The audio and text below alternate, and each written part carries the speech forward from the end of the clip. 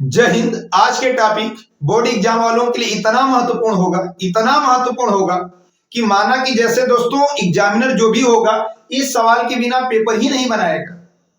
जितने भी सेट आपके बनेंगे मैथ के सभी सेटों में आवी विधि से एक सवाल 8 अंक की पूछी जाए। यदि इस सवाल को आप तैयार कर लेते हैं तो समझ लीजिएगा कि आपका पेपर में 8 अंक क्लियर हो गया। तो चलिए दोस्तों, ज्यादा इधर उधर ना करके हम चलते हैं सीधे आज के टॉपिक पे और आज का टॉपिक को अच्छी तरह से समझते हैं कि हमारा आवी विधि से सवाल कैसे हल होगी। इस तरह का 3 समीकरण दिया रहेगा और कहेगा कि इसे आवी विधि से हल कीजिए। तुरंत सवाल में दोस्तों मानेंगे, माना ए बराबर मानेंगे तो इस तरह 3 बॉक्स आपको बनाना है, ध्यान दीजिएगा। एक ए बराबर, एक एक्स बराबर, एक बी बराबर। इस तरह के आपको टोटल 3 बॉक्स बनाना है। पहले बॉक्स जो ए माने हैं उसमें एक्स वाई जेड का गुणांक को लिखना है। पहले समीकरण से पहले पंक्ति में, दूसरे समीकरण से दूसरे पंक्ति में, तीसरे समीकरण से तीसरे पंक्ति में। तो पहला समीकरण का एक्स वाई जेड का गुणांक लिखना है तो 3 और यहाँ पे -2 और यहाँ पे +2। दूसरे समीकरण में जब प्रवेश करेंगे तो 2, y का मान 1 और z का मान -1। उस वाले समीकरण में 4, -3 और यहाँ पे 2। x वाले में लिखना होगा आपको x y z। अभी वाले में जो बराबर के बाद अंक दिया गया है उसे लिखेंगे 8, 1, 4। इतना आपको समझ में आ गया। अर्थात a इंटू एक्स बराबर b, क्योंकि दोस्तों इन दोनों का गुणा करेंगे तो यही आए। एक्स का मान निकालेंगे तो a इनवर्स उधर जाएगा इंटू बी। a से a इनवर्स निकालने के लिए पिछली वीडियो में आपको बताए हैं दोस्तों कि 5 स्टेप करना होता है। सबसे पहले सारणिक निकालना होता है, फिर उप सारणिक दूसरे स्टेप में निकालना होता है, तीसरे स्टेप में सखंड निकालना होता है, चौथे स्टेप में सखंडज निकालना होता है और लास्ट में a इनवर्स निकाला जाता है, यानी एडजॉइंट a बटा में माड a, अर्थात सखंडज बटा में सारणिक। तो सबसे पहले हम सारणिक का मान निकालेंगे। तो सारणिक का मान निकालेंगे, ध्यान दीजिएगा। तो माड a निकालेंगे हम। तो पहला जो कॉलम दिया है उसके अवयव को लिखेंगे, प्लस में लेते हैं, प्लस दूसरे कॉलम में से अवयव को लिखेंगे, इसे माइनस में लिखते हैं तो माइनस खुद है बेचारा ही, और तीसरे कॉलम में अवयव को लिखेंगे पहले वाले को। तो इस तरह आपको बना लेना है 3 बार सारणिक हल करते समय। अब इसमें अवयव को भरेंगे। पहला कॉलम में पहले अंक को लिए तो याद रखिएगा दोस्तों उसके नीचे का हम नहीं लेंगे पहले कॉलम में, यानी पहली लाइन एकदम नहीं ली जाएगी। तो बच रहा 1, -1, -3, 2।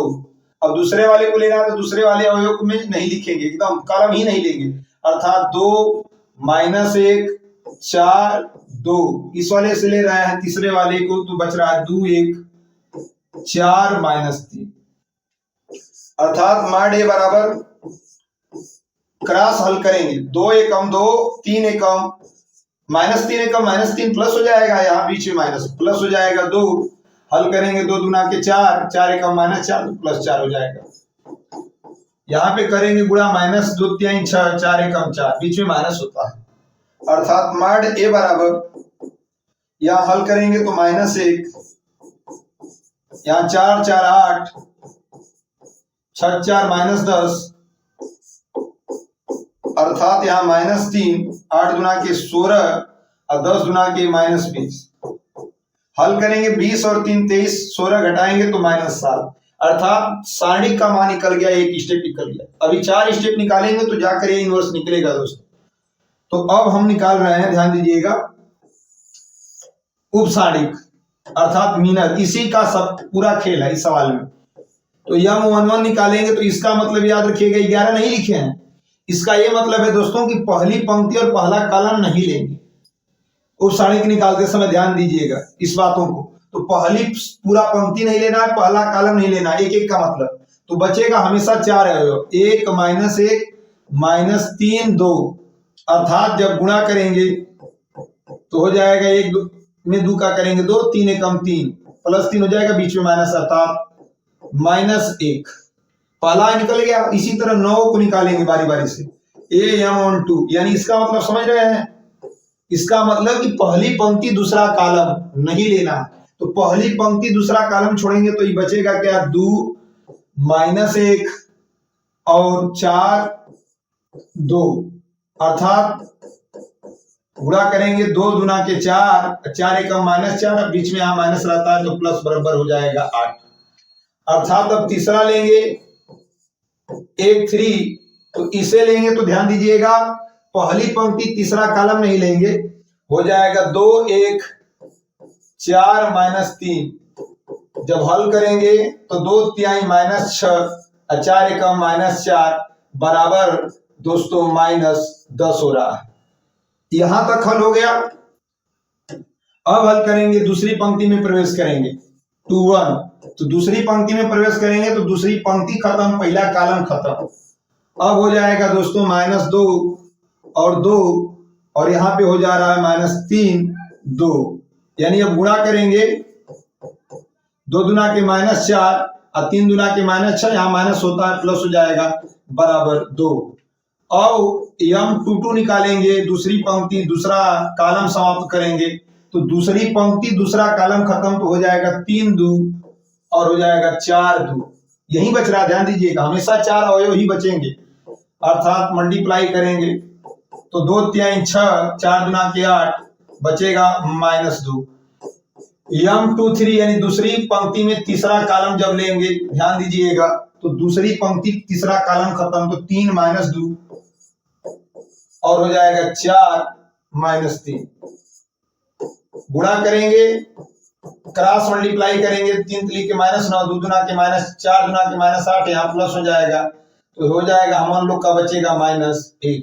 दोस्तों इस दूसरा पंक्ति भी खत्म हो गया, तीसरी पंक्ति की बारी है।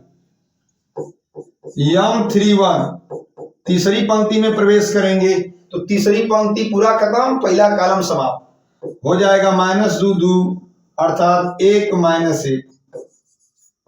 हल करेंगे, -2 में -1 का करेंगे +2 और 2 एकम -2, तो यहां पे बचेगा 0।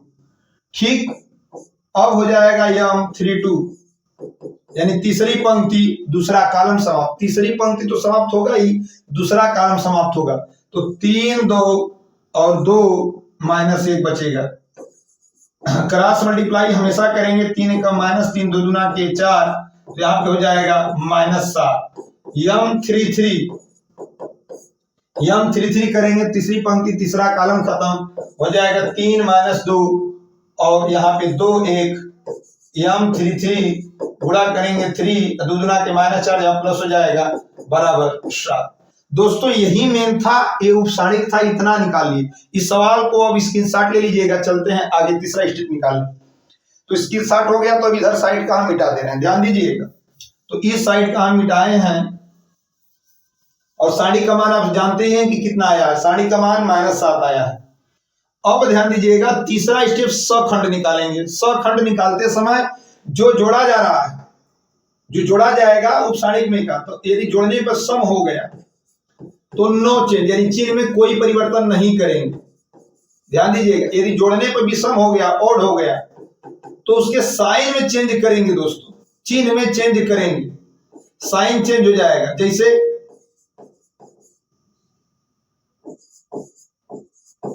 जिसे प्लस है तो माइनस, माइनस है तो प्लस, लेकिन यह कार्य रब कार्य को लिखिएगा, ध्यान दीजिएगा इस बात को। चलिए सखंड हम निकालते हैं A11। देखिए जोड़ने पर आपका सम हो गया, तो सम है तो उसका जो एलिमेंट आएगा उसे हम चेंज नहीं करेंगे, यानी -1 ही लिख देंगे। A12 देखिए जोड़ने पे विषम हो गया, तो विषम हो गया तो उसी तरह ये प्लस में 8 है तो ये माइनस में 8 हो जाएगा। 813 पहली लाइन में ये भी चल रहा है, तो ये जोड़ने पे आपका सम हो गया, तो सम वाले को उसी तरह लिख लेंगे -10।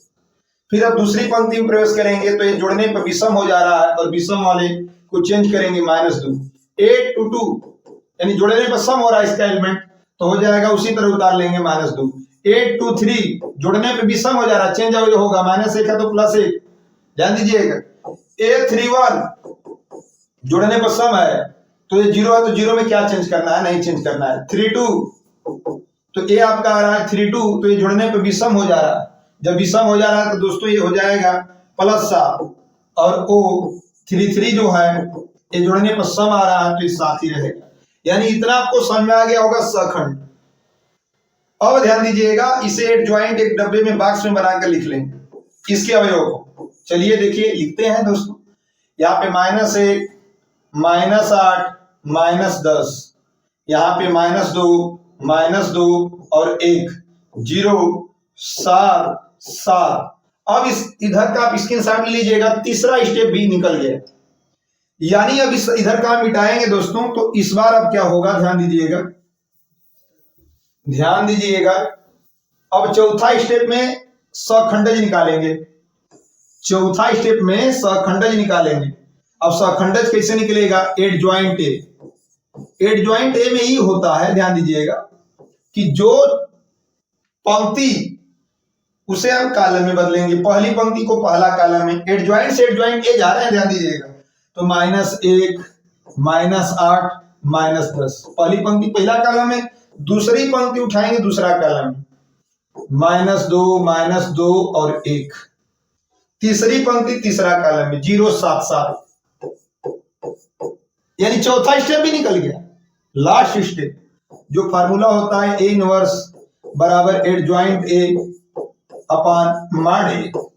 अब क्या होगा दोस्तों कि इसका हो जाएगा -1/7। देखिएगा माइनस में आया था सारी कमा, नहीं समझ में आ रहा तो नीचे माइनस लिखिए, कोई दिक्कत नहीं, यहाँ -7 लिख लेंगे और एडजॉइंट ए का मान लिखेंगे। तो एडजॉइंट ए का मान यही है, -1, -2, 0, -8, -2, 7, -10 और 1, 7।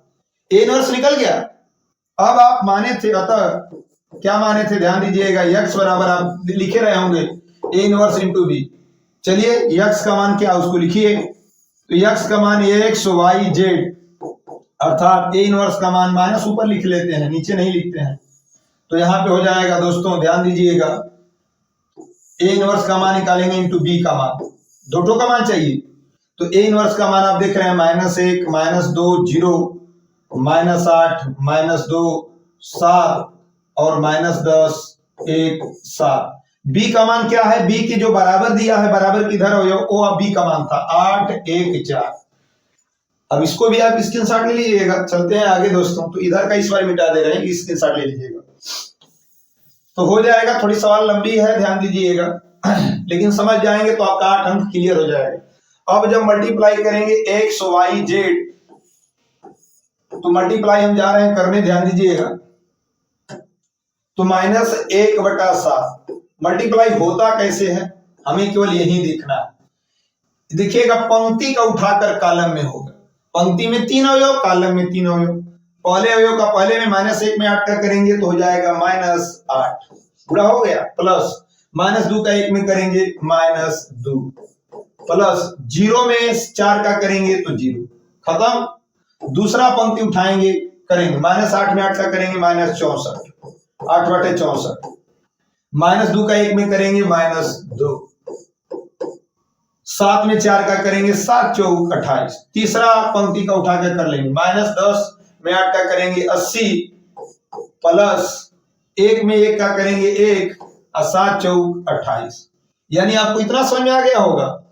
तो अब क्या करेंगे, जोड़ेंगे x, y, z।